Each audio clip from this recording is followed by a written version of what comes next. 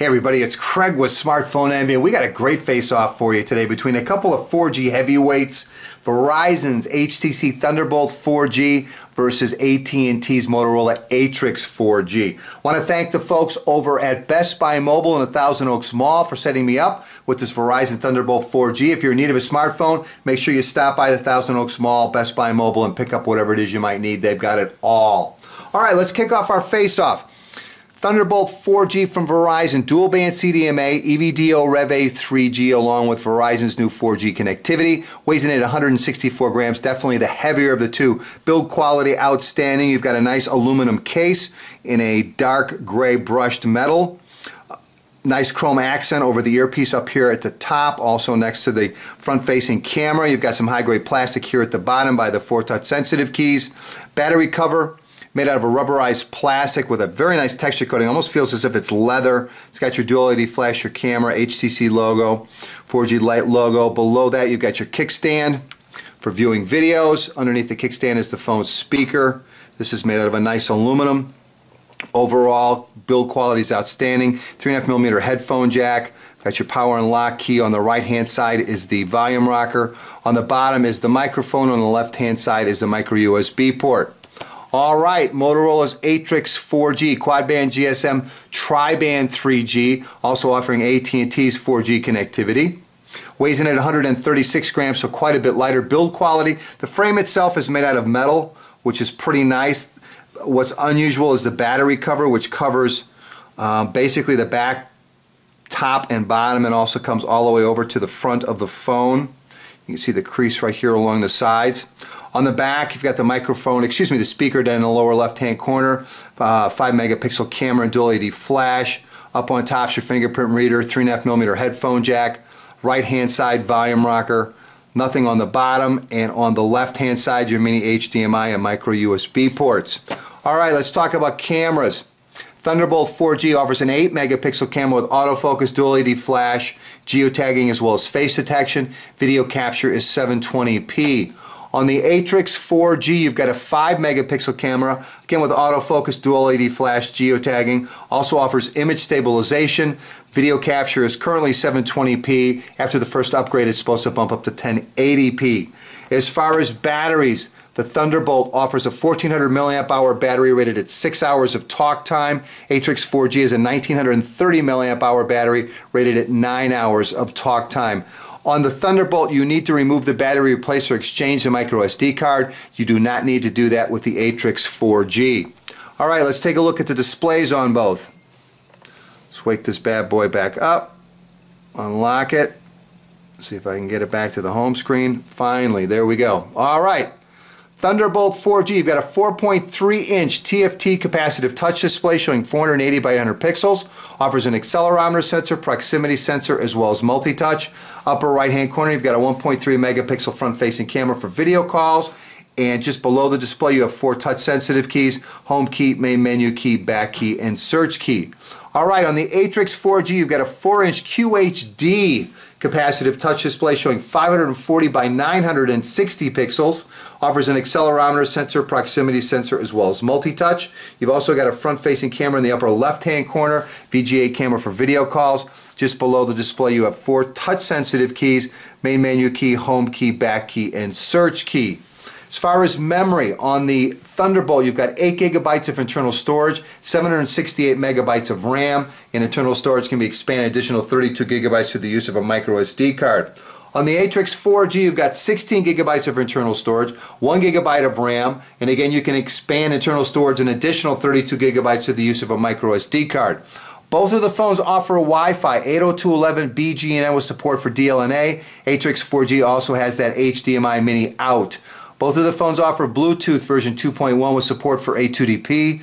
Both of them have GPS with support for AGPS. Both of them can be used as Wi-Fi hotspots. The processor on the Thunderbolt 4G is Qualcomm's MSM 8655 1 GHz Snapdragon processor. On the Atrix 4G is NVIDIA's 1 GHz dual-core Tegra 2 processor. The operating system is Android 2.2 Froyo on both. The user interface on the Thunderbolt 4G is HTC Sense 2.0, and on the Atrix 4G it's Motorola's Moto Blur. Alright, I downloaded the quadrant standard benchmark test on both of our contestants. So let you say we run them and see we get back here. And we're both off to the races. Again, the Thunderbolt 4G has Qualcomm's latest MSM8655 1 GHz Snapdragon processor. Atrix 4G is running NVIDIA's 1 GHz dual-core Tegra 2 processor. The RAM on the Thunderbolt 4G is 768 megabytes of RAM. You've got a full gigabyte of RAM on the Atrix 4G. So we would expect something greater out of the Atrix 4G when it comes to a benchmark test. And we're on 3D graphics on both. We've got one more 3D graphics test on the Thunderbolt, which it's doing right now. We got our score. And we've got our score on the Thunderbolt, and it's 1861 is our benchmark score. And we're still waiting for the Atrix 4G to finish. It's on its last test. And sending benchmark results. And we come back with 2774. So I think it was 1861 to 2700. So from a benchmark standpoint, score-wise, the Motorola Atrix 4G comes in quite a bit higher and is our winner of that particular test. All right, what do you say we try navigation comparison? I'll try and kick these off at the same time. Navigate to McDonald's. What we're looking for is the voice-guided turn-by-turn navigation. Head southeast on Coffee toward Coffee Way, then turn left at Lafayette Road. Turn left at Coffee Way, then turn left at Lot.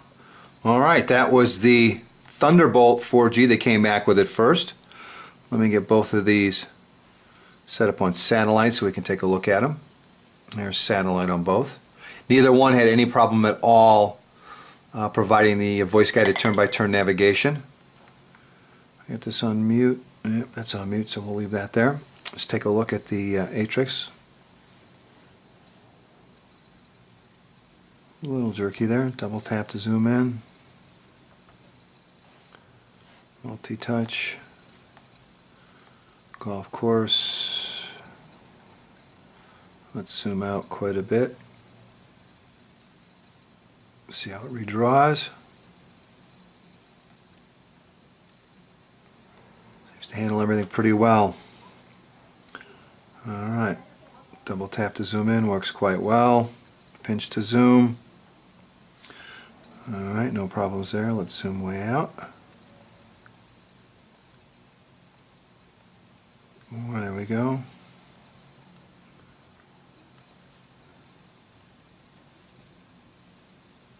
Drawing.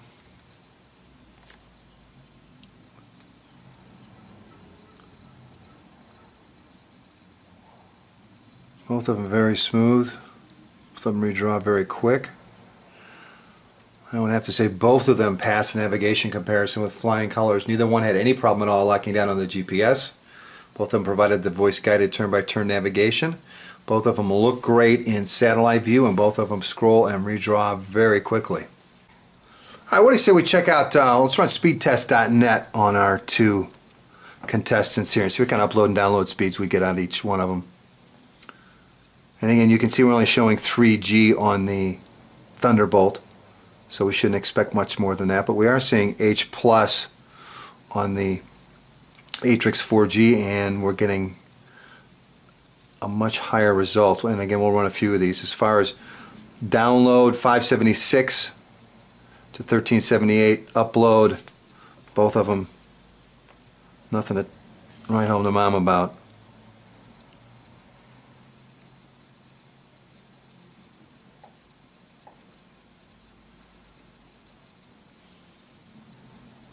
And with 15, so we're getting about 3 times the speed, download speed out of the Atrix 4G versus the Thunderbolt. And again, it's only showing 3G connectivity. And upload, they're both between 250 and 300. We'll run it one more time. Now we're getting what almost looks like 4G speeds out of the Atrix 4G. 31. still nothing special versus 739. So real world test, again, it's showing Verizon 3G. I think it topped out 739 was the best download, maybe around 800. However, on AT&T we are showing H plus, and topped out at a little over 3,000, and again upload speed's been capped to around 300. So there's a real world look at speedtest.net on our two contestants.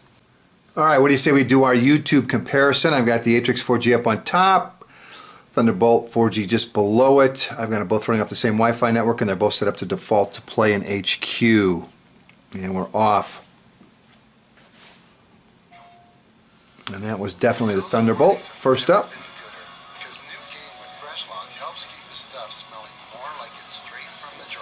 And we're getting a commercial on one and not on the other for some reason.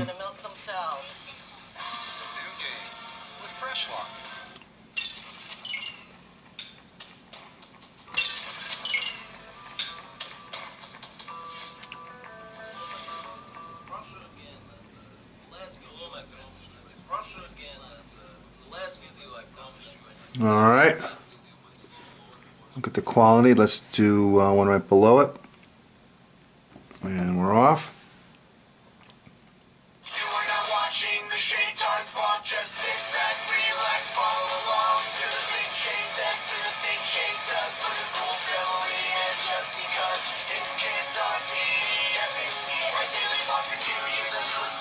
Now we're going to have to run one more since we've got a winner both times. And we're off. And we're going to give it to Thunderbolt 4G. And again, we're running off of Wi-Fi depending on your 4G connectivity. It could be better or worse. Let it run so you can take a look at quality, picture quality.